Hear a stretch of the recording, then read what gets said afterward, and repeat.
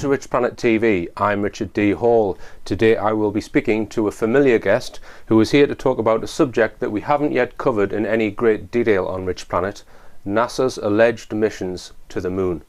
Welcome, Andrew Johnson. Thanks for inviting me back, Richard. Good to be here. All right then, now recently Channel 5 screened a documentary all about this subject entitled Did We Land on the Moon? And throughout the programme it presented some of the evidence that people put forward to make the argument that they didn't land on the moon, but at the very end, it left it right to the end, it said, oh well, we can ignore all that because there's some fairly recent photographs of craft which have overflown the moon, Lunar Rover type craft, which has taken photographs of all of the remnants of the Apollo landers and all the rest of it. Now we're going to go over some of that evidence and a whole lot of other evidence which may not have been in the Channel 5 documentary, because just to give my sort of angle on this, if you like, it's a bit of a diversory argument in my opinion. Did we land on the moon? Because when you get involved in that argument, did we land, did we not, did they go or not, what it does is it diverts you from two very, very important questions or facts. Firstly, is there more advanced technology than rocket technology that can go way beyond that in a secret space program? It diverts your mind from that. And secondly, it kind of makes you accept that the moon is completely inert and nothing's been there before now, if you like, or before 1969. And I also question that. So to me, it's what I would call a phony bone of contention. Contention is brought around something which diverts your mind from elsewhere, because I'm fairly convinced there is a secret space program with craft that make the Apollo and the space shuttle missions look frankly toy-like. I would agree, yes, I would agree with that. And I actually it annoys me because people often say to me, Richard, have you been to the Kennedy Space Center? That's what they'll say, and they'll eulogize about going there. Oh, it's absolutely phenomenal. The technology there is amazing. Richard, you must go to the Kennedy Space Center. And I laugh at them and I say, what? You mean a firework?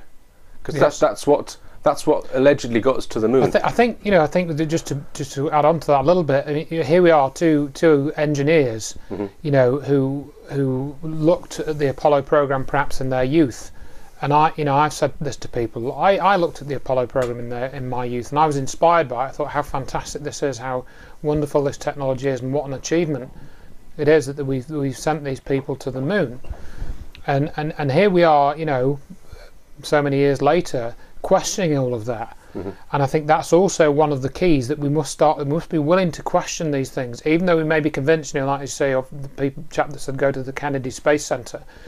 We've got to be able to question whether what we're being shown at the Kennedy Space Center is actually, the sort of real thing that it's meant to represent, or is it, as you say, part of this phony bone of contention or a diversionary thing to divert our attention away from something else, bizarre though that seems. Now what makes me suspect there are far more exotic types of propulsion are whistleblowers such as Stan Deyo, Edward Teller's alleged involvement in a secret group that were it was disclosed in the 1950s that they were looking at anti-gravity technology, which went into the black in round about 56, 57. That's right. I mean, again, read Nick Cook's book Hunt for Zero Point, where he talks about that, and he mentions Project Winterhaven, which is Thomas Townsend Brown's work, and it appears that was the Thomas Townsend Brown work, which I believe you may be covering more in a future programme, hopefully. That went into the black. That's what Nick Cook, who's a defence journalist, suggests. And so there does seem to be some tie-in with the timing that all the major US airspace corporations were looking at anti-gravity as some type of workable technology, or developing that as a workable technology up until about 1956, and then it was like, oh no, that's ridiculous. We can't do that. Almost an overnight change, as Nick Cook documents. So. Now, in my upcoming series of lectures in May this year, I will be looking at one of the alleged forms of alternative propulsion, which in my opinion just completely transcend the rocket-based putting explosives in a tube and setting fire to it. That's the extent of our supposed technology which has gotten us into space and to the moon. And I contend there's a far more advanced form of propulsion available that they've kept secret.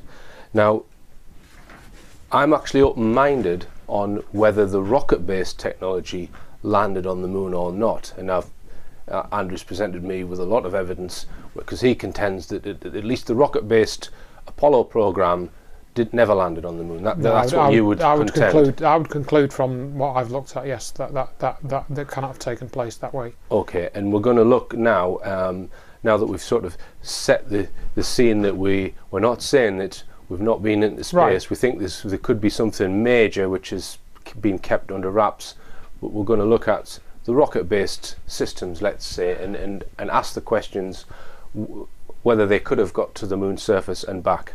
Now, Andrew's looked at this subject in a lot of detail over the years, and you're going to put forward your argument. Now, where do you want to start, Andrew? I usually start by discussing the pedigree, what I call the pedigree of the Apollo program, really. And you know, it's fairly common knowledge that a lot of the NASA rocket scientists were drawn from Nazi Germany. Mm-hmm. You know, and we had the so-called paperclips conspiracy. That's the name given to it, and that was actually revealed to me for the first time in the 1980s in a BBC Horizon documentary, where it actually, you know, explained that these scientists were brought over at the end of the Second World War, following things like the V2 program, which you know, launched all those rockets to London and so on. And it was Wernher von Braun. And these were supersonic, which meant that you couldn't actually hear them. Well, yes, I suppose that's true. I wasn't really thinking of that, but yes, that was... Apparently in London, yes, in the Blitz, people feared them because a supersonic rocket, you can't hear it coming because it's travelling faster than sound. So it would just go off. Without, whereas your classic Second World War bombers are... and then you get a chance to run for cover. But that was why people feared them, apparently, in London. Although I don't think they were that accurate, and I don't think they killed a lot of people. I mean, there were a lot of problems they had to solve, getting them up in the air, the guidance systems, and so on. Mm-hmm. So there was a lot of technology involved at that time. Mm-hmm. And it was Wernher von Braun who was apparently the chief rocket scientist. But we didn't have technology where you could fire a rocket from London and hit Germany. That technology didn't exist. No. But they did. They could fire rockets from Germany that would land on London. Right. That is apparently the case. Or they were developing that in the latter stages of the war. Yeah. You know, and the Doodlebug and the V2, as I say. Right. And then a lot of those scientists end up working in the States. Mm-hmm. And you know, they obviously did a sort of brain drain from Nazi Germany, and they used it probably to build up their own military-industrial complex. Mm-hmm. But then that kind of, you know, when the Soviets put up Sputnik in 1957, that seemed to be sort of the start of the space race, and the US then said, oh, you know, we've now got to get satellites because, you know, the Russians could bomb us from space. Mm-hmm. I guess that's the sort of psychology and mentality that they were using at that time. Mm-hmm. But then, you know, so a lot of those scientists ended up as part of the NASA's rocketry development program. Mm-hmm. Chief among them, as I say, was Wernher von Braun, who worked for the Nazi regime. So we got this quote from Wernher von Braun. This is from his book, Conquest of the Moon, and he says, "It is commonly believed that man will fly directly from the Earth to the Moon, but to do this we would require a vehicle of such gigantic proportions that it would prove an economic impossibility. It would have to develop sufficient speed to penetrate the atmosphere and overcome the Earth's gravity, and having travelled all the way to the Moon, it must still have enough fuel to land safely and make the return trip to the Earth. Furthermore, in order to give the expedition a margin of safety, we would not use one ship alone, but a minimum of 3. Each rocket ship would be taller than New York's Empire State Building, almost a quarter of a mile high, and weigh about 10 times the tonnage of the Queen Mary, or some 800,000 tons." And there's you can see this clip in Apollo 0, which is a free online documentary where you'll see the cover of that book. And that was 1953 made that statement? I believe it was 53 that book came out. This is a guy who can do all of the calculation with regards how much oxygen and hydrogen propulsion can produce, and he's worked out how much fuel is needed to get there and to get back using standard sort of calculations. And he's Right. I mean, one of the key things, I understand it from what I know about rocket science, is delta V, the change in velocity, because at each manoeuvre you're going to change velocity in some way, either to speed up or to slow down or to turn a corner. And that's obviously when you use the fleet fuel, so you have to calculate all the changes in velocity that are going to occur, and then based on that you know how much fuel you're going to use based on the mass of the vehicle that you're going to use. Right. All right. Well, what about the fact that once you've at a fixed velocity heading towards your target in the moon, in space, you don't really need any additional fuel. You're just sort of freewheeling, if you like. That's right. That's right. But even then you need to slow down, don't you? When you come to the moon, you need to slow down. Obviously, in a controlled manner, and maybe in various stages. So each of those stages you use up fuel. Yeah. Okay. So what have you got for us next? Well, and then you look at, for example, the history of the Apollo program. That's peppered with some very strange events. For example, most people are aware that 3 of the early astronauts were killed in a fire in the capsule, and one of these astronauts was Gus Grissom, and he was signed up early onto the Apollo program, and they started the training and so on, and they were working with sort of developmental rockets and capsules, and there's this clip of him talking, saying, how are we going to get to the moon if we can't even communicate between 3 buildings, when they weren't even able to talk from the capsule to one building to another. They couldn't do it because they messed up the wiring or the radio signals or whatever. And he, after a few weeks or months, he became a critic and said that this program was in such a shambles that they were never going to make it to the moon. And he thought, because Kennedy had done this with such fanfare, people needed to know about this. So he organised a press conference. And there's this story which is in this Apollo 0 movie, and it's also documented, that Gus Grissom went as far as taking a lemon from his lemon tree and putting it on a coat hanger and then hanging it on the Apollo capsule when he was going in for his latest sort of set of training, because this thing was a lemon. It was never going to work. It was never going to do its job. It was never going to fly. And then, following that press conference by Gus Grissom, an inquiry was launched into the state of the Apollo program, and that was written up and it was presented to the appropriate part of the government as a review of the state of the Apollo program. And he was also very critical. He said they would never be able to do it by 1969. And both of those people, the person who wrote the report and Gus Grissom, ended up dead. Gus Grissom in the fire, which his son Scott Grissom later asked for an inquiry into that event, and what Scott Grissom uncovered was that it did seem that the capsule had been rigged for the fire to start. He thinks the fire was started deliberately so that Gus Grissom. It does appear to me, and I would tend to agree, that Gus Grissom, because he was speaking out, they knew they wouldn't be able to help. They wouldn't be able to keep a lid on the Apollo program because he was an honest guy. He was going to speak out. So they killed him. So you think he could have been murdered by NASA? I think he was murdered in the Apollo 1 fire, along with I think Ed White, and I can't remember unfortunately the name of the 3rd astronaut that died in that event. All right. Now, what about a lot of evidence has been put forward, photographic and video evidence, because there's a lot of images allegedly taken on the moon, which I know a lot of people will pick fault with. Where do you stand on all of that evidence, Andrew? Well, I think it's a bit of a mixed bag. I mean, I know Marcus Allen, for example, talks a lot about these images, and I've seen a couple of his presentations. They're very good. But I mean, some notable ones, just off the top of my head. There's one where there's a rock on the surface of the moon, and it's got the number C written on it, so it looks like a prop. And other ones, such as one astronaut's shadow is twice the length of another astronaut's shadow, which suggests the light source is close to the astronauts, within so many feet. The sun couldn't possibly produce shadows of that length. Therefore, it's a floodlight which wasn't available. There are arguments about the angle, the length, and direction of the shadows. But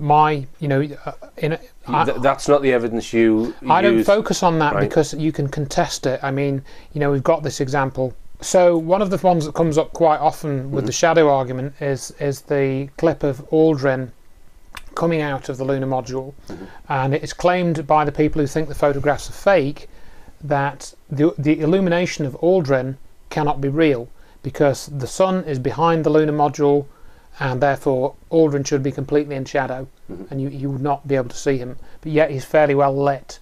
But I saw quite an interesting simulation on a web page which I looked up, and basically what this chap did is, to test this idea that Aldrin should have been in shadow, he set up a spotlight and shone it onto a tennis court, which is quite close, an asphalt tennis court, not a grass one, quite close in colour to the lunar surface, very dark. And he set up some tin cans on the ground, and you can see here, which will show this slide, you can see that he was able to see the dark side away from the light source quite well in shadow. So to me, although that photograph still could be fake, I don't think it's conclusive. You can contest this idea that shadows would have completely obscured Aldrin, because in the simulation of that same situation you can see the dark side of the object, what would be in the shadow. So I don't think those arguments are conclusive. I think they're testable. Right. Now, there's people also suggest, and I think you've got another slide that might back this up, that Stanley Kubrick, who had been making the film, was it 2001: A Space Odyssey, around that time, that NASA used some of his sets, and in particular a technique that he used which was ahead of its time then, it was a front projection screen system. Right. To what that did, it would allow you to use a screen to put a background on a foreground sort of thing. If we take it that the photographs were faked, well, who faked them? Did they have some specialist unit to do it, or did they invite, or otherwise get somebody like Stanley Kubrick to do it? And when we discussed this and people said this to me a few years ago, I thought, that's just nonsense, that's just ridiculous. There's how are you ever going to, prove that? It's just ridiculous. But there is a very interesting documentary made by Jay Weidner called Kubrick's Odyssey, which, as you just mentioned there, looks at the front projection system, and then looks at some of the shots from the film 2001, Kubrick's space film, which coincidentally came out in 1968, which was the year before the moon landing, or the alleged moon landing. And it appears that if you look at the history of 2001, it did, the development of that film paralleled the development of the Apollo program. And even Jay Weidner points out that one of the scientists who was consulting with NASA on the Apollo program also works as a consultant on 2001. I mean, that doesn't really, that's he was probably just a good space scientist. It doesn't really prove anything. Right. But we have a couple of images of interest, in particular, which I think do possibly illustrate this front projection technique where it's been used. Okay. And this is one that's been put together by David Percy, and I've just made an animated version of it. This is a NASA photograph. Yeah. This is the Apollo 17 mission. So what we've got here is we have two pictures taken supposedly at different times on the same mission, both Apollo 17, and we see that in one shot we see a large lunar module quite close to it, maybe, I don't know, 20 feet away or something, and then in another shot we see an astronaut in the foreground, and we see the lunar module over to the right in the distance, maybe 300-400 yards away, something like that.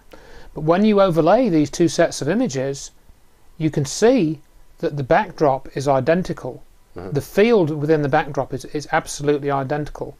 So there's no way the lunar module would move from there over to there, where it is. How would it? It would have to take off and land again if that's indeed what happened, which is clearly ridiculous. So that's a fake background. I think that this indicates that Jay Weidner is right, and what we're seeing, this line here, is the edge of the stage, and we've got the front projection in the backdrop. Right. And Weidner does demonstrate.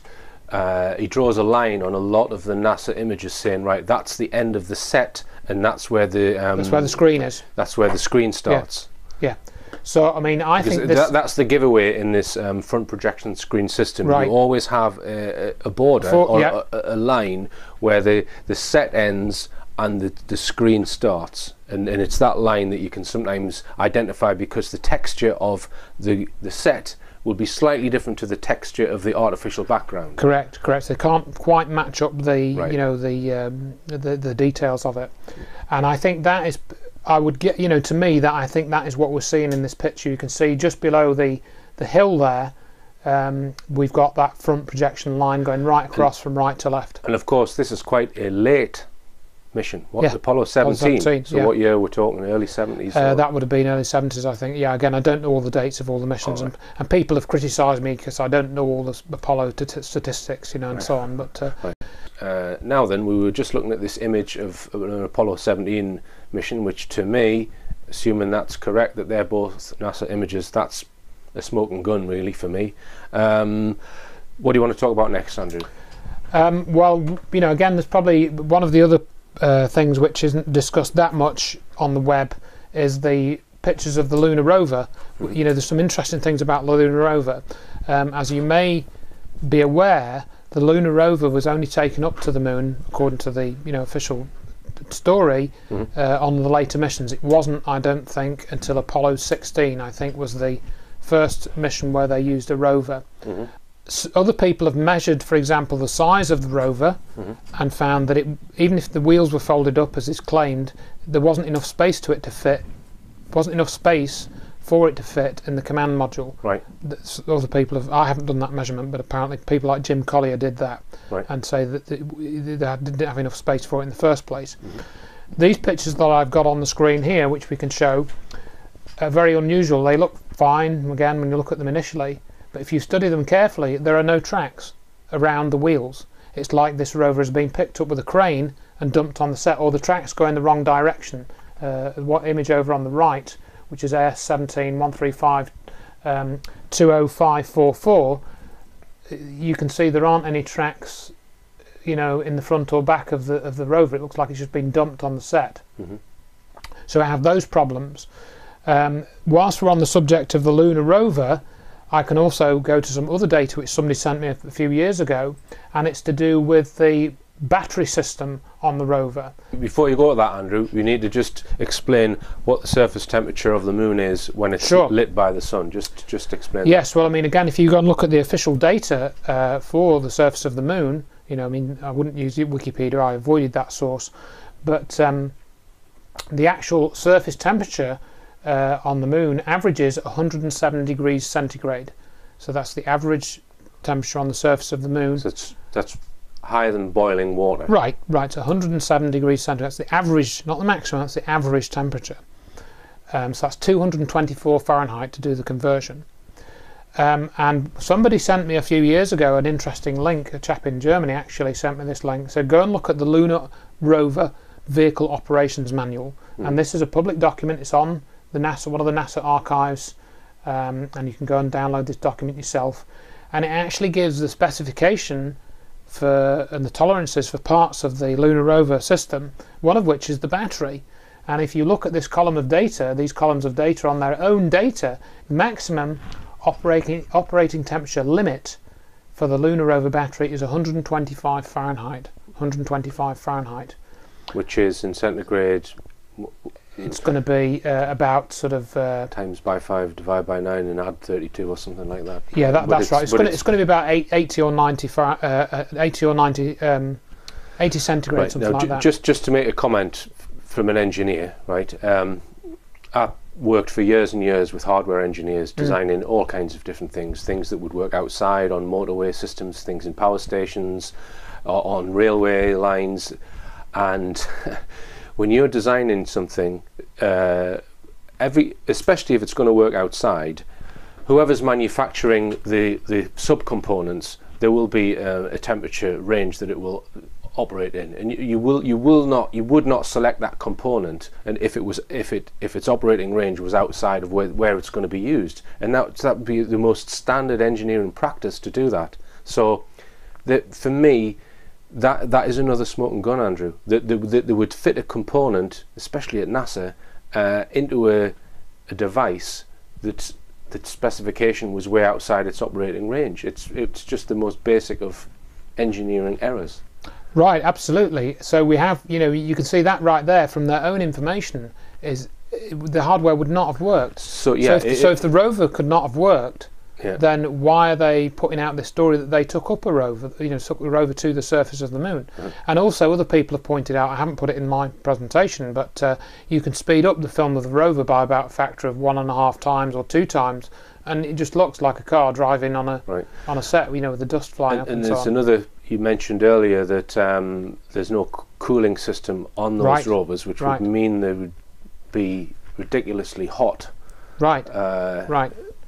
Okay. The components would all get very, very hot, you know, and the tyres would get very hot as well. Obviously, the rover can withstand heat and so on, but all kinds of problems like that. And the same applies to the module that they used to get off the moon as well. That would have it was on the surface for hours. Right. I mean, I think they were landed for 7-8 hours or something on the first mission. I don't think they were there very long. But I've pointed out to people, I think in this presentation I also make a point of it. If you drive to the supermarket and you're on an asphalt surface, you go in and get some stuff and it's a hot sunny day in the middle of the summer and it's 25-30 degrees, you put the windows up so that nobody nicks anything from your car. You come back to your car after maybe half an hour, whatever, an hour, and you put your hands on the wheel and you're going to hurt your hands. It's going to be. And if it was 107 degrees, how did they maintain the internal temperature to something that the astronauts could stand? They claim that they had battery power for the air conditioning. That's the official claim, as I understand it, that the air conditioning within the module was battery powered. But you can compare it to a car, because you've got 3 guys in there, so you're going to have a similar sort of volume of air within the module to a car. You don't have any convection on the moon because there's no atmosphere, so a car can be cooled by convection. In other words, when you start driving the car, the air coming past the car will cool it down. You can't do that on the moon because there's no gas to give that sort of cooling. So you can only cool it by radiation. So how did they do it? How did they keep the lunar module cool? I mean, to me, when I've thought about it, I never thought about this years ago. You know, when I believed the Apollo story. How did they keep it cool? Now, also related to temperature on the surface of the moon, one of the astronauts on the later missions actually placed an object on the moon is for sort of sentimental reasons. Just tell us about that. And you've done a little experiment to try and replicate this. That's right. Charlie Duke, and what he decided to do is, because of Mama's apple pie and those sorts of American, sort of cultural ideals, looking at the Charlie Duke photograph. Charlie Duke was one of the astronauts on Apollo 17, I think, or Apollo 16.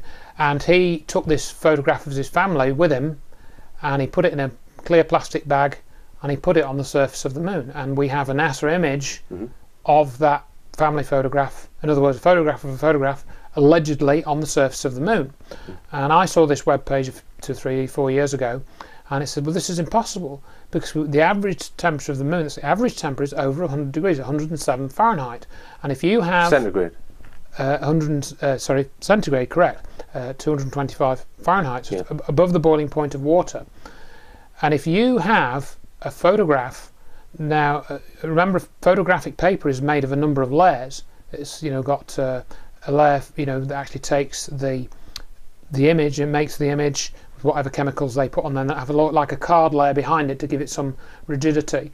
And those layers, when heated up, expand at different rates. Just like a bimetallic strip in a thermostat would. So this photograph will curl up, and you can show this. All you need to do is get a photograph, put it into an oven, and it will curl up. And you did that, so let's just take a look at it.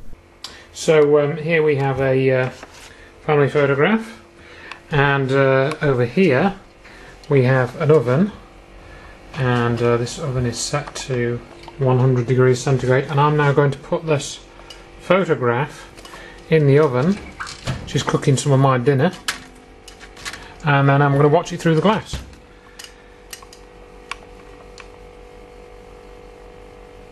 And that you can see that in very short order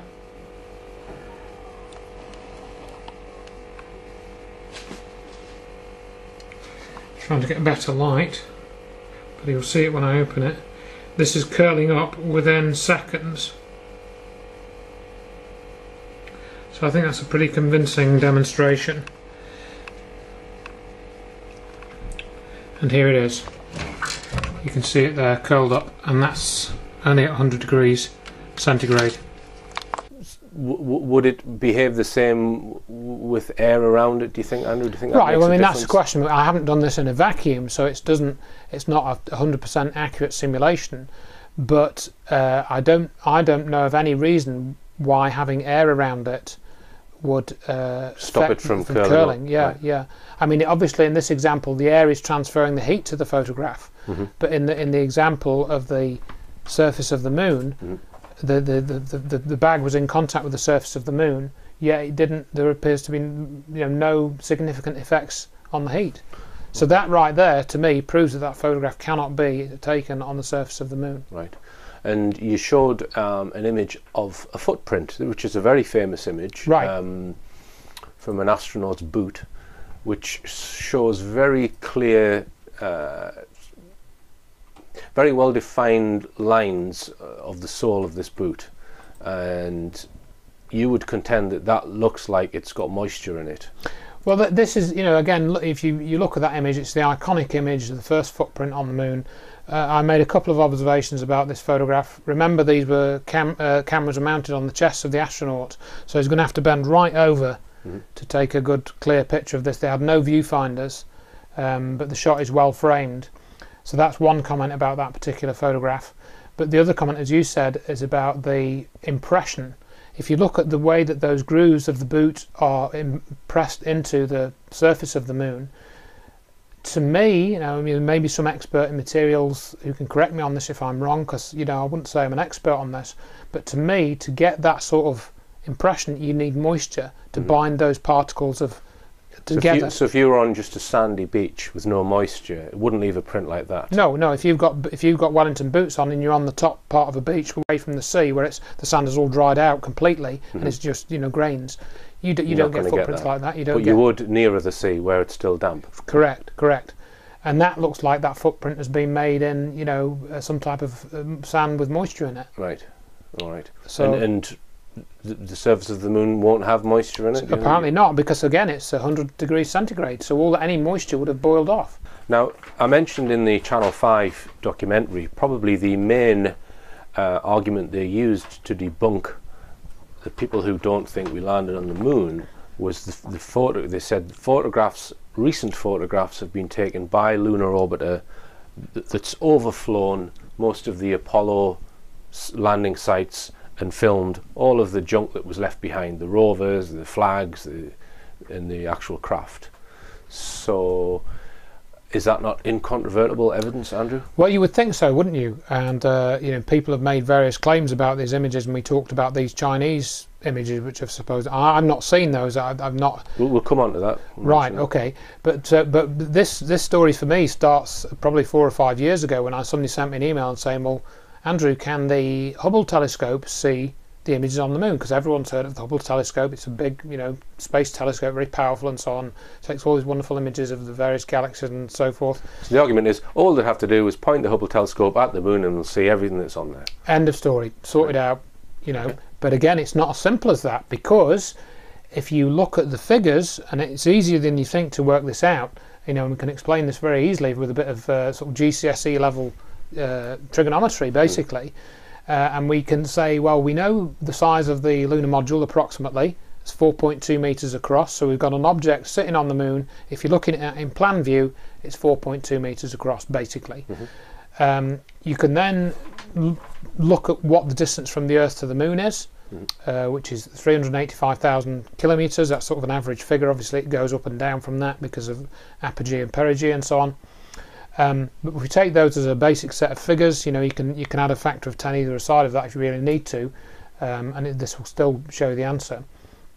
And then you end up with what's called an isosceles triangle, and you can work out the angle, because why we want to work out that angle that I've labelled on the diagram is that equates to what's called the resolving power of a telescope. Any telescope that's built, it can resolve individual objects of a certain size, and that size is measured as an angular separation, not a physical size, because the angular size is what you actually see, and the physical size varies. So just to explain that, Andrew, okay, so if you look at the moon and draw a line from your eye to the top of the moon and draw another line from your eye to the bottom of the moon, they make an angle. That's That is the angle subtended to your eye, and each telescope will have that. It's a very, very small angle that telescopes can normally resolve. Correct. Can see objects at an angle that small. So the Hubble telescope has a resolving angle. Yeah. That's right, and you can check out what that is. You can find that information. It's measured in seconds of arc, because as people probably know, a circle is divided into 360 degrees, and then each degree is divided into 60 seconds, 60 minutes, and then each minute is divided into 60 seconds. Right. So in each degree you've got 3,600 seconds of arc. And you can look up the Hubble's resolving power, and it comes out at 0.05 seconds of arc. So that's, as a fraction of a degree, that's 0.05 over 3,600. So it's 1.389 times 10 to the minus 5 degrees is the resolving power, if you will, of the Hubble Space Telescope. Or depending, we have another figure which I found, and that came out as 3.89 times 10 to the minus 6 degrees. So that makes it even more sensitive. It can resolve even smaller objects. Right. But if you do the calculation for the lunar module, you come out with a figure of 3.3, or rather 6.26 times 10 to the minus 7 degrees. So the angular size of the lunar module on the surface of the moon is 6.26 times 10 to the minus 7 degrees. And that's a factor of 10 times too small. Correct. For the Hubble to be able to see. Yeah, correct. Right. So it's 10. Essentially, it's actually about 20 times. Right. Yeah. But, so if the lunar module was, say, 30 times bigger, then it would be able to see it. Right. But it can't because it's too small. Correct. Correct. According to the figures that I've been able to work out, and obviously, if there's any viewer, that finds an error in these calculations, they've been up on my website for several years, and I had one small correction, but it was only by a factor of 2, which didn't affect the factor of 10. So if anybody finds an error, that I'd welcome any criticism of that, of any part of that argument. So in other words, all we can say is that Hubble's no good, can't do it with Hubble, and so we have to look at something else. Right. So NASA brought out these images of all of the remnants of the Apollo missions. Correct. All right. So case solved. That's right. Of course, NASA had what's called the Lunar Reconnaissance Orbiter. I talk about this in this presentation that I put together. And that was launched June the 18th, 2009. Well, just hold it there, Andrew. We're going to go for another break, and we'll be looking at NASA's alleged images of the Apollo relics after this break. Welcome back. I'm with Andrew Johnson, and we're going to look at some images put out by NASA which allegedly show the remnants of the Apollo programs taken by Lunar Orbiter craft. In what year did you say, Andrew? Well, what happened was in 2009 the Lunar Reconnaissance Orbiter was launched. It had a high resolution camera, sort of better than the previous one, and I think the original mission for this was to look for new landing sites for the new moon mission program, which was announced some years earlier. Now it's all been scrapped, and we'll mention that again later. But so Lunar Reconnaissance Orbiter, everyone said, oh, we're going to get these new high resolution pictures of the moon. We're going to fly over the old landing sites. We'll be able to see the craft, and that'll prove all these crazy conspiracy theories wrong. So these were images we waited with great fanfare, and finally, I think it was the 11th of August 2009. Sorry, 11th of September, I think it was actually when these came out. 2009. Yeah, it was an interesting date. Was it the 11th of November, or it's 9/11? It was 9/11 date anyway. Yeah. And what we see on NASA's website is the supposed picture of the Apollo 11 site, and the Apollo 11 Lunar Excursion Module, the LEM, is shown as basically a sort of reasonable sized white blob with 3 and a bit white blobs around it. And you can see this sort of the feet. The feet, exactly. Right. Feet of the actual the landing part that they left on the moon. So basically with this, and there's a scale on there. There's a scale on their image. Correct, and they give you this figure of 200 meters. So when you look at the space between these dots, which is meant to be the feet, of the Lunar Excursion Module's landing section, you can then work out how big this distance is, because they give you a scale. So this is what I did. I worked this out. So I found out the size of the distance between the feet, which is of the Lunar Module Excursion, Lunar Excursion Module, and it's 31 feet diagonally across. Along the longer length, yeah. Okay. Right. So if you plug that into the figures that NASA gives you for the size of this image, that lunar excursion module landing section should fit into a space at 7 by 7 pixels on that image. 7 by 7 pixels. That's the figure you come out with. Or maybe it'd be 8 by 8, okay, possibly 9 by 9 or something. You know, you could maybe slight margin of error, something around that figure. So when I actually measured what this alleged photograph shows, and I measured the distance across, it's basically a distance of about 28 pixels. Right. Which means so it's a factor of 4 too big. Roughly between 3 and 4, depending on how you sort of turn the image and so forth. Right. But so it's completely the wrong size. Yeah. The image So it's the wrong size. And, it's the wrong size. And we were talking about UFOs. We were. And funnily enough, let's say I brought out an image. I had someone on the show who was eulogising about an image. Hey, let's say it was taken from a helicopter. Yeah. Hey Richard, I was in my helicopter the other day and I filmed this UFO. It's phenomenal. Look at it. Look at the picture. And if they showed that, what would people say? Exactly. If you showed that as an image of an alleged UFO that you took and you didn't have anybody else's photograph of it to back you up, would you believe that that was a metal object resting on the ground below you? Would you believe that that was a real photograph? Yeah. People will believe this because it's on NASA's website. Yeah. Because NASA say that is the Apollo 11 craft, then people believe it is. Yeah, exactly. But if you look at the quality of that image and you study this, I don't know whether this will come out on the video. As you say, it's a white blob, Andrew. Could be anything. Right. You know, and then you look at these other, and then what I tried to do is I tried to get an impression of what it should look like, and I managed to find, this isn't again a totally realistic image, because we see the lunar module in orbit rather than landed, but I tried to get an impression of what we should see on that LRO image. And by resizing it, to 7 by 7 pixel image, or a 25 by 25 pixel image, which is the size I calculated it to be, and then I compared that with the NASA image, and there is, you know, it just doesn't add up. If you compare it to Google Maps or Google Earth, which a lot of people are familiar with now, it's pathetic. It is. Now we've got to be careful here, because I actually made a mistake with this part of the analysis originally, in that we look at the Google Earth images, and but some of those are not from a satellite. Some of them are aerial photographs. Right. The ones that are lower down, the Google Earth ones. Some of them from aerial. Some of them above a certain height are from a satellite, and some are from a plane. But we do have a comparison with GeoEye, and this is something that J.R. White has done. He's another researcher that's posted quite a few videos about this. And we have a GeoEye image which is essentially the same resolution as the Lunar Reconnaissance orbiter. Just to stop you there, Andrew, GeoEye is a satellite which goes around the Earth and takes photographs. Correct. At a particular height or distance. Yeah. And I mean, you know, I think they've got their own website and stuff. I think they sell these images. I don't think this satellite is owned by NASA. I think it's privately owned by a consortium or something. So he's compared images of Earth taken by that satellite with images taken by lunar orbiters. Right, and I think that because the image resolution is comparable, according to the you know the information given by NASA. You should get the same level of detail. Same level of detail. So in this particular example, we see a GeoEye image, and you can actually see a car on the road, and you can see with some, you know, you can see it's in colour. You can see the colour of the car. You can see that it's maybe got a white bonnet or a cream bonnet or something. But you can see that it's, you know, you can see that it's an oblong shape, the right shape for a car and everything, and you can measure it and work out the size. So why haven't we got?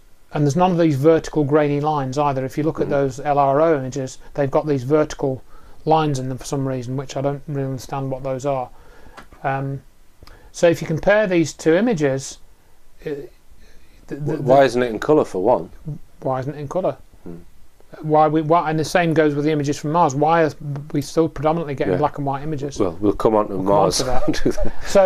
so but that, going back to that, so why have we got such rubbish images from LRO? The ones from GeoEye are pretty good. You know. So the first one that they put out, allegedly of Apollo 11, it's just a white blob, and it's completely the wrong size. It's 4 times too big. Right. Now, what about the other images? Because they brought out other images of the other Apollo landing sites. Right, and in fact, on this particular slide, we've also got a couple of things. We've got, I think this is on the bottom right here, we've got the Apollo 16 lunar module, which you'll see looks different again. We've got this sort of, it looks like it's exploded. We've got this black smearing around it. And on one of the other ones, we could dig this up as we go through it, but if you look, I think the latest images, it does look a lot better. They've actually made it look like a lunar module now. I didn't check the size of it because that came out after I put the original presentation together. I think they did another image in 2011, around about that sort of time, possibly early 2012, and they've improved the look. It looks more like a real lunar module now. Right. But here we see the Lunar Rover parking spot on the right here. This is their label. This is what they say. We've just got this black smudge with a few white dots next to it. That according to NASA, is the Lunar Rover vehicle. Which, if if we remind ourselves what it looked like, going back to this slide, we've got the Lunar Rover parking spot, and it's a black smudge. Right. What's that about? Right. Is that really become that? I mean, does this make any sense? It certainly doesn't make any sense to me. Yeah.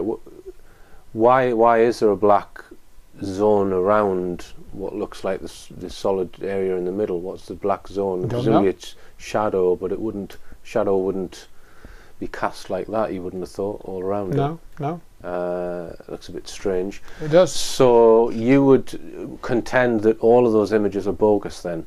I would contend that they must be bogus. Yes. Right. I've heard two different stories about the Chinese images, because they are alleged to have had lunar orbiter. Is that? I believe so. Yeah. Right. So I heard initially that they'd brought out images in, I think, February 2012, but I had an email from somebody saying, well, actually, why haven't they released them for public viewing? So I'm not sure whether the Chinese images are available, but they're alleged to be extremely high definition. So maybe we can check that after the show and just put a caption on as to the status of this. Right, because, people would say, well, if China have seen them, then they're obviously there, because China represent an independent adjudicator, if you like. This is one argument that I always use as to why I'm ambivalent about it. I don't get caught up in the argument of whether we landed or not, because there was no guy with his clipboard stood there on the surface of the moon watching the thing come down, going, yep, tick, landed, tick, like they do in the National Lottery. They have a guy there with his white gloves on, an independent adjudicator. Where is the independent adjudicator in the Apollo landings? We've got NASA and NASA's word. Hey, China is the independent adjudicator. But hang on, is China independent? Which was a comment that Judy Wood made in the previous show. Right. Do we believe that at some level countries are actually acting independently, especially with pertaining to space, or is there some overarching agenda? There's a lot of information that Andrew has on the moon landing, so we're actually going to film a second show. I think that that there are other things that they're possibly hiding as well, concerning what is on the moon and the UFO phenomenon as well, which we'll probably talk about that next week. All right, secret space program on the second week. Right, let's just address some of the arguments which people claim prove that they did land on the moon with the rocket-based Apollo missions. Now, there's a radio dish was placed in Australia because the Apollo, the position of the Apollo craft wasn't always in radio contact with NASA, so they had to use a radio station on the southern hemisphere, which relayed messages. So how could they fabricate that? Right, yeah, I mean, there's this story is told in the film The Dish, which has got Sam Neill in it, and these two guys in the outback working this dish, which made sure they had to make sure it worked to pick up the signal from the landing, and but that doesn't prove they landed, because it's very easy to put a transmitter in a space capsule and send it to the moon. I mean, if unmanned probes had landed on the moon already, such as Lunar Cod 1, the Soviet rover, and you would agree that they landed on the moon? I think they must have landed, unmanned probes on the moon. Right. I'm pretty sure that they went. But the manned missions, that would be a completely different kettle of fish. And that's the other question you're talking about, communication with NASA.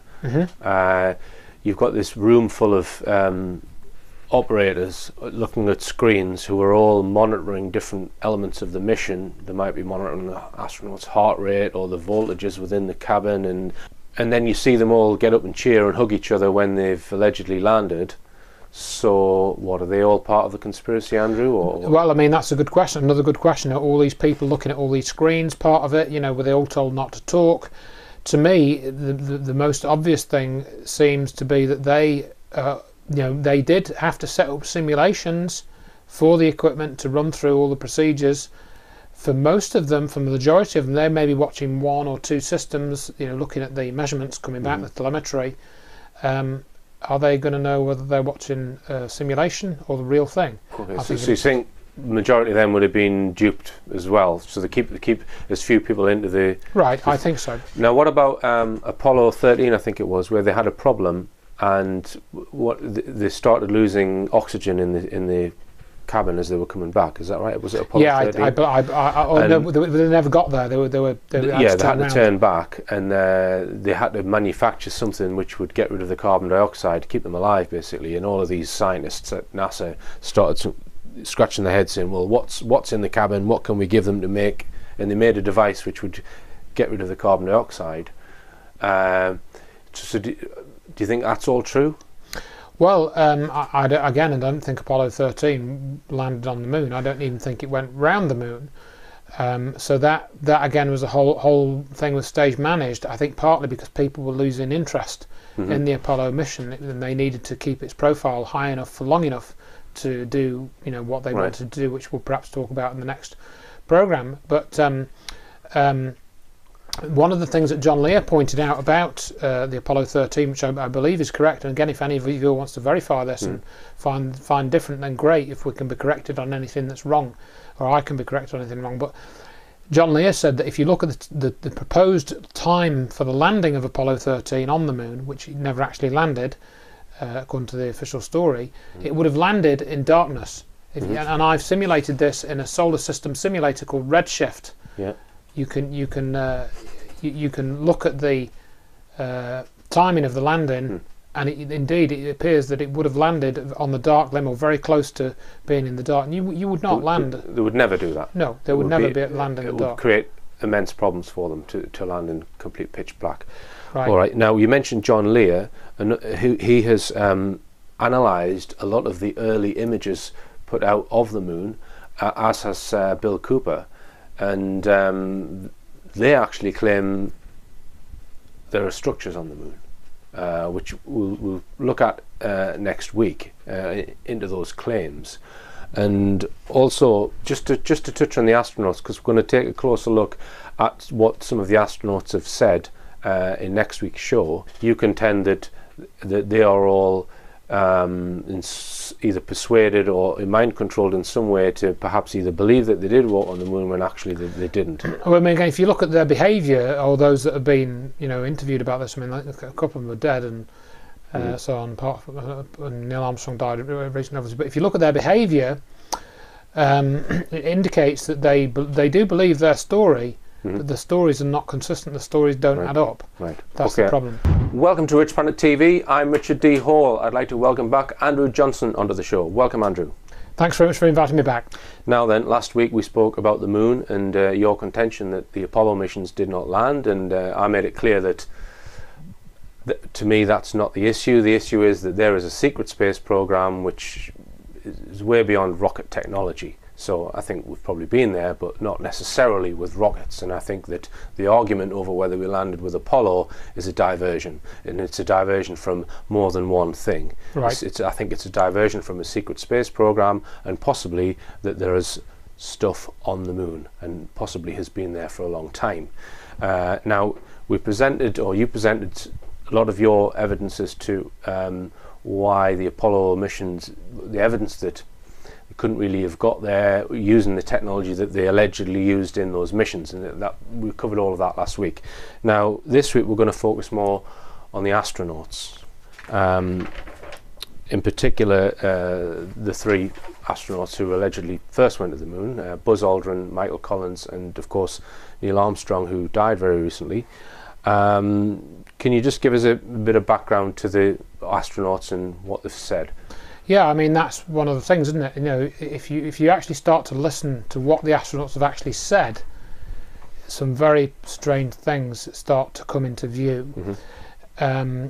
And you know, what Neil Armstrong has said, for example, I actually entitled my presentation after what Neil Armstrong said, mm-hmm. because he talks about there being great ideas, you know, to be discovered if you can remove one of the truth's protective layers. Mm-hmm. And he said that in 1994 during the 25th anniversary for the moon landing, you know, in the presence of Bill Clinton and Michael Collins and Buzz Aldrin, and I think hopefully we're going to play that short clip. Yeah. And he starts off this speech as well with some remarks about a parrot, and you know, I think it's worth people listening to those, mm-hmm. because my you know, I'll say it plainly, my contention is that Neil Armstrong was, when he was talking about the parrot, was referring to Gus Grissom, because he talks about the parrot, you know, can talk but it doesn't fly very well, which is exactly what happened to Gus Grissom. You know, he talked but he didn't fly very well at all. In other words, they killed him. And also Neil Armstrong has been very guarded about certain things, and he's, you know, we've got this clip, I think we're going to show this other clip where Bart Sabrel confronts him with the Bible. We'll come on to that later, but first we'll look at this clip. This was at the White House, and I think you said to me before that Armstrong had just got divorced around about this time. Around about that time, yeah. I learned, and later he did an interview in 2005 with Ed Bradley. I think it was Ed Bradley, you know, said in the sort of background information that Armstrong his marriage of 38 years had broken up in 1994, which was the very year he made this speech at the anniversary. And you know, looking at his body language, you know, which is one thing I know you talk a lot about, Richard. You're much better at that than I am in reading it. I mean. And you look at his body language, and it looks like he's saying, "Look, I'm going to tell now. I'm fed up of, you know, keeping this secret. I'm going to tell as much as I can." Mm-hmm. And that's what Neil Armstrong said to me in that speech. Right. Okay. Now let's just take a look at that then. I'll call that one up. Thank you, Mr. Vice President, Mr. President, members of Congress, fellow astronauts. Ladies and gentlemen,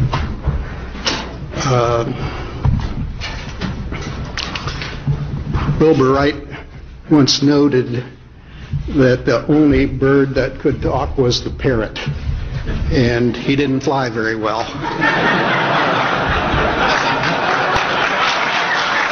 So it didn't fly very well. Everyone's laughing there, Andrew. But you think Armstrong's referring to someone who was murdered, one of his colleagues? I think he's referring to Grissom, yeah. All right. So I'll be brief. This week, America has been recalling the Apollo program and reliving the memories of those times in which so many of us here, the colleagues here in the first rows, were immersed. Today we have with us a group of students among America's best. To you we say, we have only completed a beginning. We leave you much that is undone. There are great ideas undiscovered, breakthroughs available to those who can remove one of truth's protective layers. There are places to go beyond belief. Those challenges are yours. In many fields, not the least of which is space, because there lies human destiny. Remove one of truth's protective layers. He's not talking about scientific discovery with that statement, is he? I was surprised by that speech, because if he was talking about discoveries, he would say, you know, we've had recent advances in computer technology, we're now getting the internet developing, you know, he would have known about the early development of the internet. I'm sure in the early 1990s, when the internet started to get going, and the World Wide Web was started and so on, you would have thought you would have spoken more in that sort of language rather than truth's protective layers. I mean, what protecting what exactly? And let's just play the clip of the astronauts at the Apollo 11 press conference, where it clearly looks like they're uncomfortable with what they're being asked to do at the conference. They just returned from the moon a few weeks earlier, and it's their first sort of public airing. Just watch the body language in this clip. It was our pleasure to have participated in one great adventure. It's an adventure that took place not just in the month of July, but rather one that took place in the last decade. We all here and the people listening in today had the opportunity to share that adventure over its developing and unfolding in the past months and years. It's our privilege today to share with you some of the details of that final month of July that was certainly the highlight for the three of us of that decade. We're going to divert a little bit from the format of past press conferences and talk about the things that interested us most, in particular the things that occurred on and about the moon. We will use a number of films and slides which most of you have already seen, and with the intent of pointing out some of the things that we observed on the spot, which may not be obvious to those of you who are looking at them here from the surface of Earth.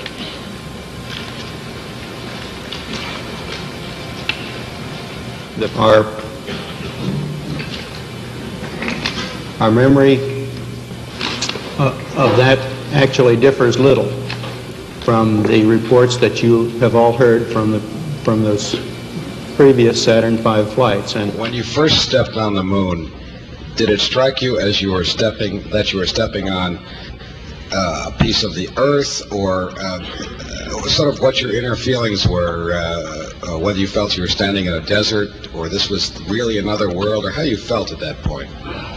Well, there was no question in our minds where we were. We'd been orbiting around the moon for quite a while.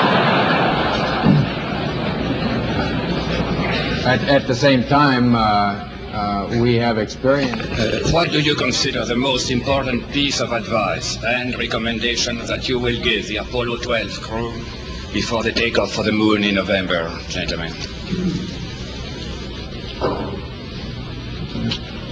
I didn't hear the first part. The recommendations for 12 on which phase? Will be the most important piece of advice or recommendation for the Apollo 12 crew. I think we can say that overall we wouldn't change the plan that we used or the plan that they intended. Will you recommend any changes in procedures for the moonwalking and exploration procedure? And did you find that your suits were mobile enough in view of the changes, or would you recommend further mobility features for them for operation on the moon? Well, one gets used to the type mobility that your suit affords you. Secondly, when you looked up at the sky, could you actually see the stars and the solar corona in spite of the glare? Many of us and many other people in many places have speculated on the meaning of this first landing on another body in space. Would each of you give us your estimate of what is the meaning of this to all of us?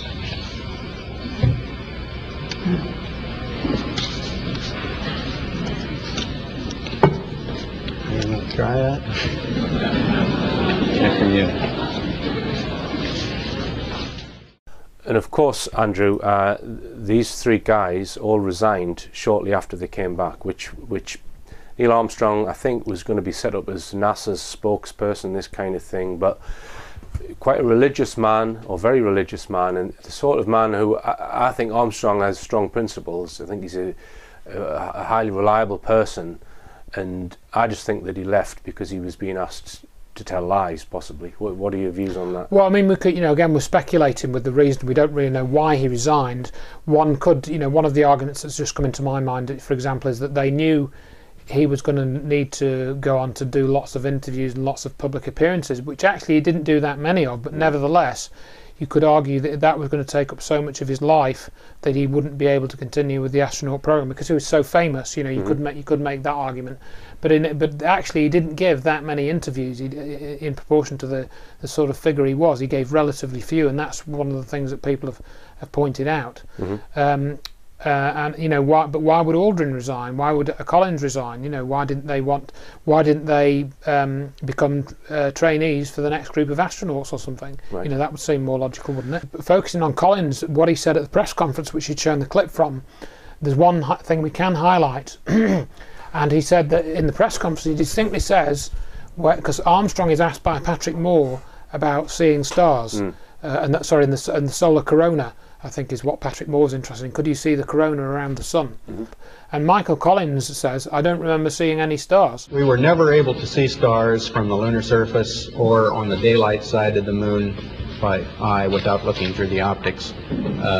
I don't recall during the period of time that we were photographing the solar corona what stars we could see. I don't remember seeing any. So he's in the command module, we do not remember seeing any stars. Yet he writes in his book Carrying the Fire, on page 221 from 1974, this book, that he was on a Gemini 10 spacewalk. My God, the stars are everywhere, above me on all sides, even below me somewhat, down there next to that obscure horizon. The stars are bright and they are steady. Of course, I know that a star's twinkle is created by the atmosphere, and I have seen twinkleless stars before in a planetarium, but this is different. This is no simulation. This is the best view of the universe that a human ever had. So why... That's Michael Collins. That's Michael Collins speaking about his Gemini 10 trip, but according to the press conference with the Apollo mission, he says he didn't remember seeing any stars. Okay. I mean, this is one of the stories which does not add up. Right. Now, another astronaut who is alleged to have walked on the moon is Dr. Edgar Mitchell. And you made some comments on a previous Rich Planet show about Dr. Edgar Mitchell, which I think you received a few emails about. Yeah, a couple of emails, that's right, when I said he was the sixth man never to walk on the moon. And we made a little joke about that. And my reason for saying that comes from this data, this evidence. Well, what we're referring to here is alleged free energy devices, in particular one called the N machine, which was developed by Bruce De Palma. Bruce De Palma ended up dead, and he was visited by Dr. Edgar Mitchell. In what year would that be, Andrew, roughly? It would probably be in the 80s, I think, sometime in the 80s. I don't know the exact year, but probably mid-80s, early 80s, something like that. Well, let's just watch this clip. Basically, he was visited by the Apollo 14 astronaut Edgar Mitchell, who heard about his N machine, came to see it working, and then Edgar Mitchell made De Palma a paltry offer to buy out the machine, and De Palma says, no, I'm not, I wouldn't sell up for that. And then Mitchell said to him, Edgar Mitchell, the same Apollo 14 guy, said to the sixth man on the moon, allegedly, to never walk on the moon. Sorry? Yeah, exactly, yes. The sixth man to not be on the moon, so he could be somewhere else at the same time. So you don't think Mitchell walked on the moon? No, he didn't. He didn't walk on the moon. That's a whole other story. But right, okay. Anyway, it depends how much of this you edit in or out. Yeah. But I'm just going into this. So Mitchell, so it's a device using a similar principle to Trombley's, over Unity, allegedly called an N machine. The N machine. Dr. Edgar Mitchell, who we know as the Apollo 11 astronaut, not Apollo 11, Apollo 14. Tries to buy his device. Correct, or it makes him an offer. De Palma refuses, and then Edgar Mitchell says to De Palma, according to De Palma, if you're going to go around doing this sort of thing in California, you're going to get your head blown off, which of course De Palma said was a threat. One of the pivotal people that I encountered early in my career was Edgar Mitchell, the astronaut. Mitchell became extremely interested in De Palma's end machine. He made De Palma a paltry offer to buy out the invention, which De Palma naturally refused. He said to me that if I ever tried anything on my own in California, I would get my head blown off. And De Palma further, you know, and this is another topic I wanted to comment on, says that, you know, Mitchell then went on was at that time involved with the Institute of Noetic Sciences, and that is still going, IONS, Institute of Noetic Sciences, and Mitchell talks about that, and there's various other people involved with that. I know that Uri Geller has been involved with Mitchell's very much into healing using electromagnetic fields and telepathy or consciousness, right. this psychic kind of thing. Phenomena. Psychic phenomena. And that falls under the remit of this IONS research that he claims to be, you know, kind of involved with helping to get credibility for.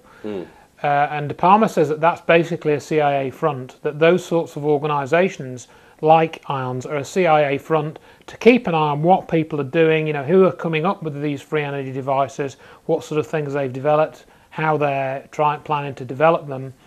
And that's what De Palma says in this clip. De Palma himself, he ended up dead in 1997. So you think Dr. Edgar Mitchell is an operative then? Of some kind. Quite serious claims there about Dr. Edgar Mitchell, that he's not quite what he seems. Can you expand on that? Well, I mean, one of the things which caught my attention was something which was on Richard Hoagland's site, the Enterprise mission, and that's a transcript of an interview that Mitchell did with Richard Hoagland, I think in 1996. It was actually, yeah, May the 15th, 1996. And Edgar Mitchell talked about people asking him what it felt like to walk on the moon. He said that people would ask him what it felt like to walk on the moon. And he said, I didn't think it was a germane question. And germane means relevant. So in other words, he didn't think, having a feeling of what it was like to walk on the moon, we didn't think it was relevant to talk about that. And then when he thought about that for a bit, he said, should I know what it felt like, should I know what I felt like on the moon? So I went to some good friends of mine, Dr. Jane Houston and her husband Bob Master, and said, help me find out what I felt like on the moon. Right. Why would you go to somebody to ask them to help you find out what you felt like when you walked on the moon? And I think he underwent hypnosis as part of this therapy, and then he said this was when his consciousness was, you know, expanded, and this is what spurred him on to form this IONS, the Institute of Noetic Sciences, which Bruce De Palma claimed was a CIA front. Correct. Now, do you want to talk about Bart Sabrel now? Yeah, Bart Sabrel. I mean, he's done a couple of great movies for people looking at this area, and I think the evidence in them is pretty compelling, almost, you know, all of it. And he made a movie called A Funny Thing Happened on the Way to the Moon. It's about 1 hour 45 minutes, 55 minutes, that sort of time. So he would approach some of the Apollo astronauts and he would challenge them. Well, the first movie looked at some of the things we've looked at, and then he came across this footage where there's an apparent shot in the Apollo 11 capsule where they're in Earth orbit, and they're trying to make it look like they're a long way from the Earth, and they're showing the Earth at a distance, when in reality they're in low Earth orbit. So this video is shot from inside the command module, and it's looking at the Earth. Correct. But the astronauts are claiming to be filming it from the window, but they're actually filming it from the back of the spacecraft. Yeah. Some people have claimed that they had a cutout. They had a cutout to make the shape of the Earth correct. Right, to obscure the craft and to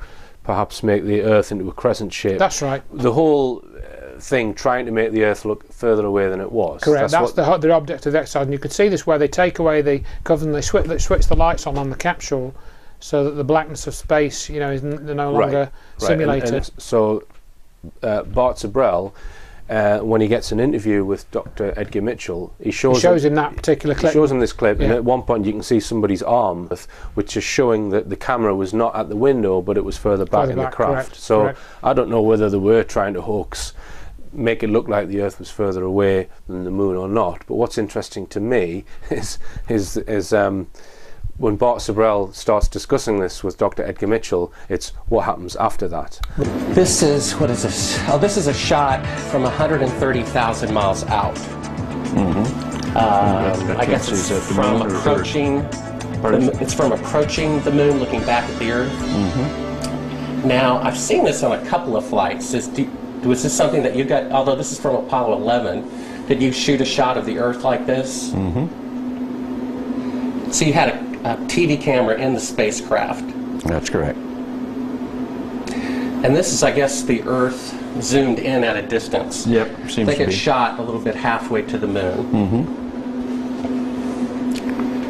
Now it's kind of, I guess the cloud cover looks. That's what you're looking right. at. Now what is that right there? What is what? There's like an arm. It looks like hair on an arm getting in front of the window. Maybe somebody got their arm in front of it. Now I thought that was the arm of God moving across the Earth. I couldn't quite figure that out. I suspect that was the edge of the window, more than likely, that they were shooting at.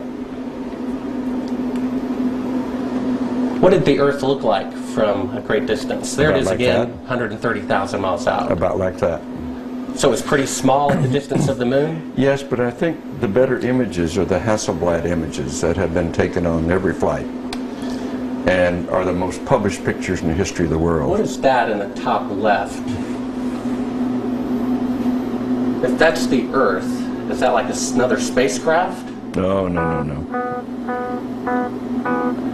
That, I have no idea what that is. It's some aberration on the film of some sort. Oh, those are shadows, I think. Or reflections, probably reflections that are just reflecting. Run that back again, so we get another shot of it. If you're going to press me on this, I'm not going to talk to you anymore, because I won't pursue this. All of this attempt to say the Apollo programs were fake is just sheer nonsense. And you can talk till hell freezes over, and you're wrong. Okay? Well, would you affirm? I won't continue on this line. Okay, turn off the camera. Your interview is done. I've given you all the time I'm going to give you. Okie dokie. Good to meet you. I don't say it's a pleasure. Understand. Please get your ass out of my house. Okay. And you came here under false pretenses, and I think you're an asshole. Well, and if you continue this, and if you press this, I will personally take you to court. I hope that you do. I invite you to. I'm going to give you my card so you can arrange that. And I'm encouraging you to arrange. You're frankly not worth it. No, we have you on the record saying you'll take me to court. I hope you do. Because we have proof that would prove it in a court of law that Apollo 11 didn't go to the moon. And I think it's something that you should see it. I don't say that lightly, believe me. I don't say it lightly. You have joking, sir. People can have fun. And maybe do that if they feel like they want to have a little fun on a trip to the moon. And as an independent producer, okay, we're heading out. Doing that is against moral ethics. Lying about going to the moon is a satanic lie of gigantic proportions. I don't hit people, but you're going to be on the deck unless you get I'm heading out. I appreciate it. And get the hell out of my house. You ever get a gun and shoot them at them before they get out of the office? We have a video camera running if you want to do it. Right. Right, that would be great footage for us.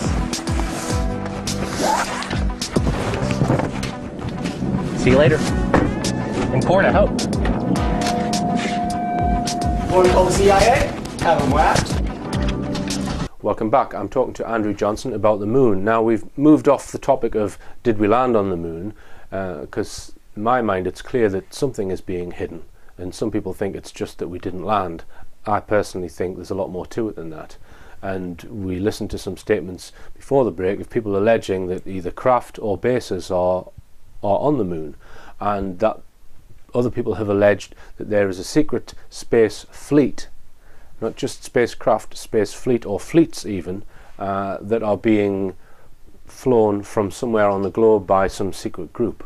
And I think that's likely when you look at the backward technology, the rocket technology that they're still putting on display for the public.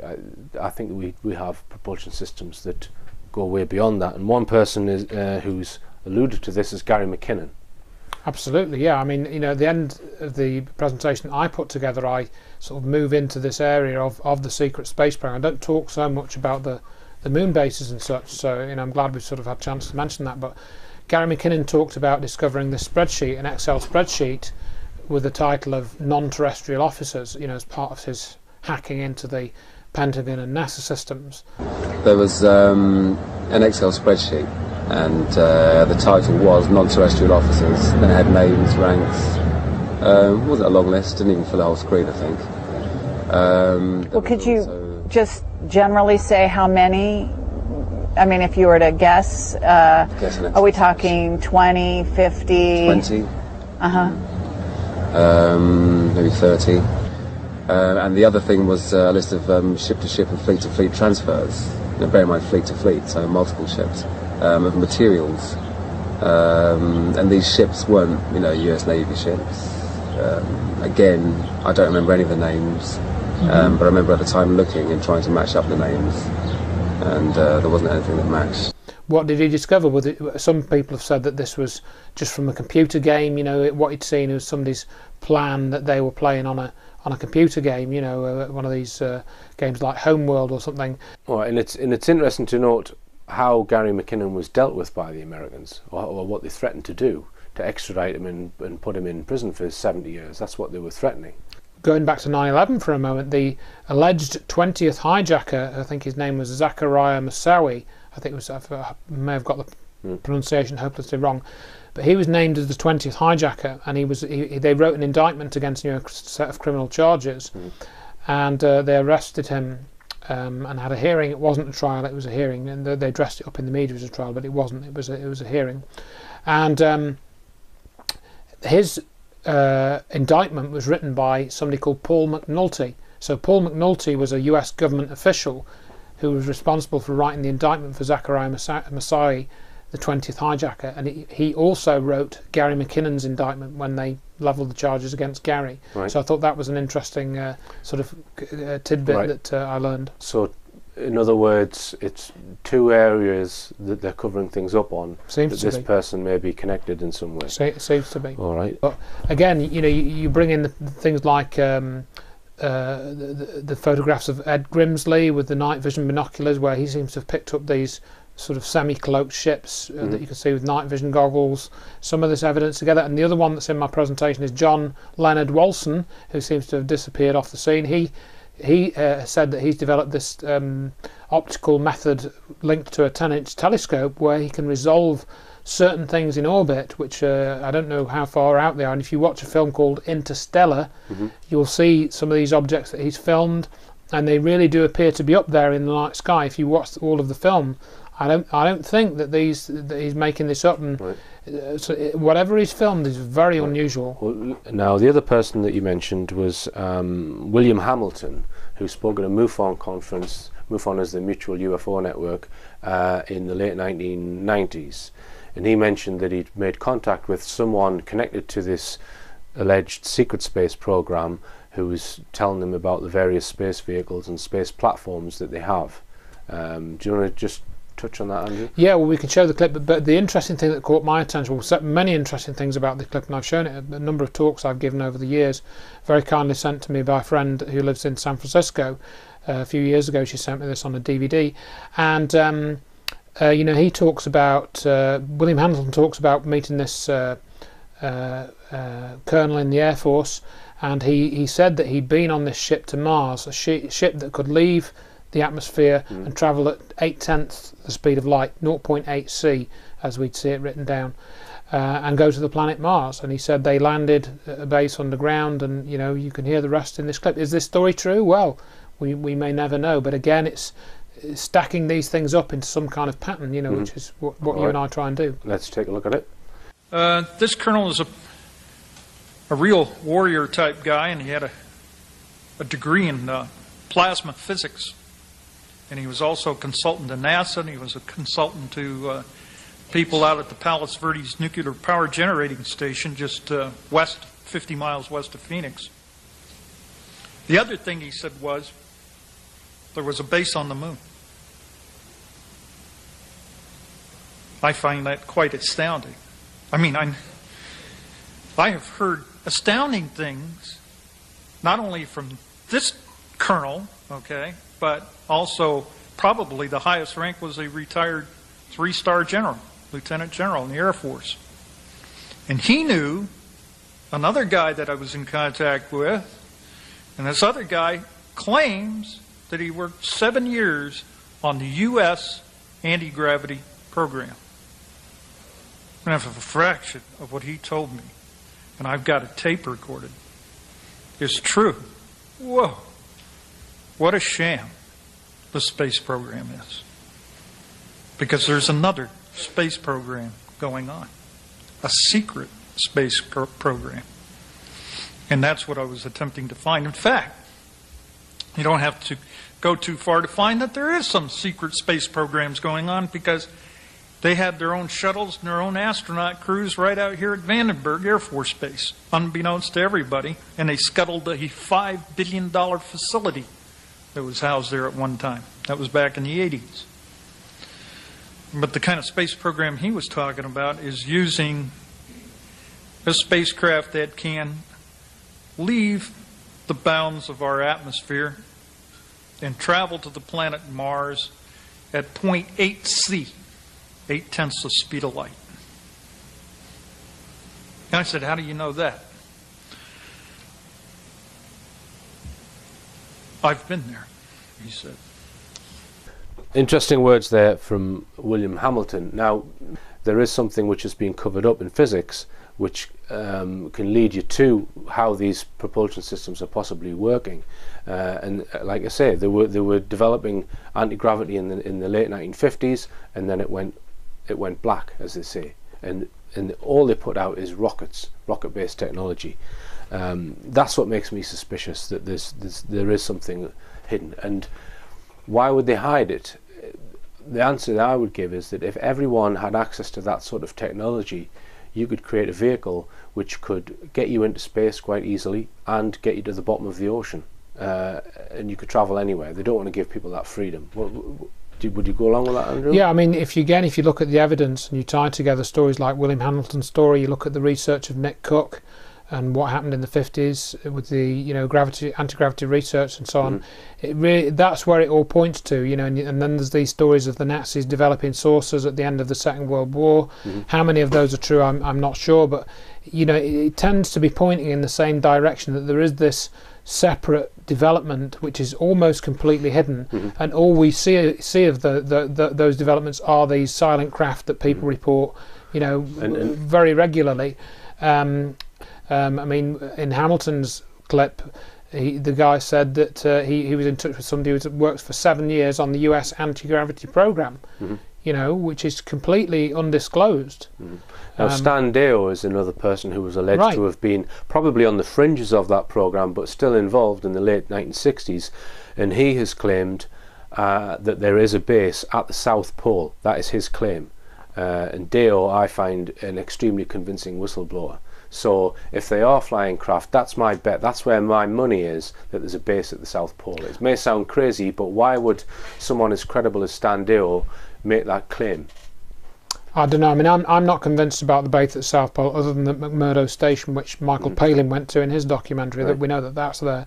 But as to secret installations, I mean, it's a very inhospitable place, and with this sort of technology, you would be able to hide it elsewhere, which in places that were more hospitable.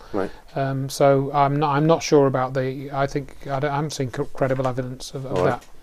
Now, what about other theories about the moon, Andrew? Because I've heard it said that there was a probe, a NASA probe on the moon, a vibration probe, that some physicist analysed the signals from it and said, well, the moon's hollow because it's actually ringing when this probe is being struck. I believe, there was a probe. I think it was maybe a seismometer that they had on the moon, and then a fairly sort of reasonable sized asteroid struck, or meteoroid or whatever, of a few tons in size or whatever, and it was enough to register on this seismometer, and they said it rang like a bell, and the implication being the moon was indeed hollow. And I read one of these books years ago, about the moon being a space station and not not a rock. that it was towed into place. Yeah, it's artificial. That it's got engines inside it. Yeah, you apparently, they claim that if you look at the width of the craters, and consider how deep they should be based on the size of the impact, that many of these craters are way too shallow, for what the speed of the impact should be. Now I don't know, and I haven't looked at those things myself, so my own personal jury is still out on what the moon actually is.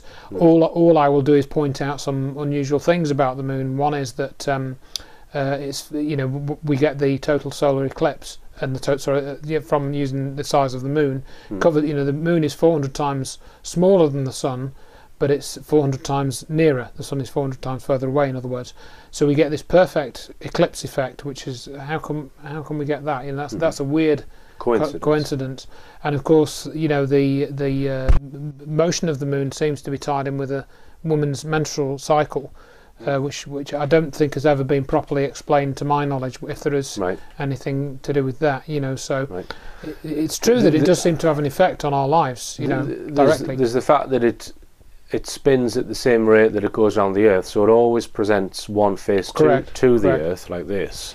Now, if you read why that's happened, so it's like a gravitational drag. That it was spinning at some point, and one half of it is attracted to the Earth more because it's got greater weight. Yeah, so it eventually it starts to. So I would say, well, why hasn't that happened to the Earth going around the Sun? Why doesn't the Earth present one face to the Sun? Why does the Earth still spin and the other planets still spin? So why is the Moon locked into this?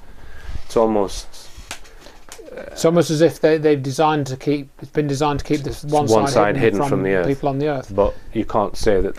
You can't say anything that other than it's a coincidence. Yeah, kind coincidence. Of thing, right. Okay. Yeah. So, and I mean, just to mention David Icke's book that people I'm sure may write to you about the moon matrix and stuff, and he reckons that the moon is some type of regulating or control mechanism for this holographic matrix that we've all, we all live in on the Earth. I mean, I haven't read his book, so I can't really comment. He could be right for all I know, but so there's a lot of theories and speculation about what the moon is and what it isn't.